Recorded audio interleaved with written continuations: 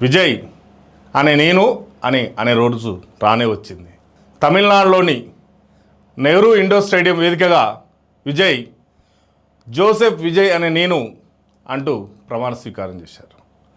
తమిళనాడు ముఖ్యమంత్రిగా పదవి బాధ్యతలు చేపట్టారు. అయితే 3 రోజుల్లో బల నిరూపణ చేసుకుంటే, ఆ బల నిరూపణలో నిరూపించుకుంటే 5 ఏళ్ల పాటు పరిపాలన చేయడానికి ముఖ్యమంత్రిగా ఒక మార్గం సుగమమైనట్టు. అయితే విజయ్కి మేము మీకు తోడున్నామంటూ 5 పార్టీలుగా వచ్చాయి.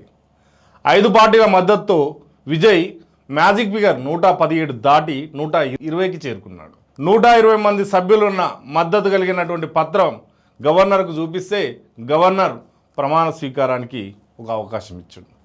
దీంతో నెహ్రూ ఇండోర్ స్టేడియంలో విజయ్ తమిళనాడు ముఖ్యమంత్రిగా పదవి బాధ్యతలు చేపట్టాడు. ఈ కార్యక్రమానికి రాహుల్ గాంధీ, కాంగ్రెస్ నాయకులు వచ్చారు. ఈ కార్యక్రమంలో స్పెషల్ అట్రాక్షన్గా త్రిష సినీ హీరోయిన్ సందడిగా ఉంచారు. దీనికి తోడు విజయ్ తల్లిదండ్రుల్లో పుత్రోత్సాహం కనిపించింది.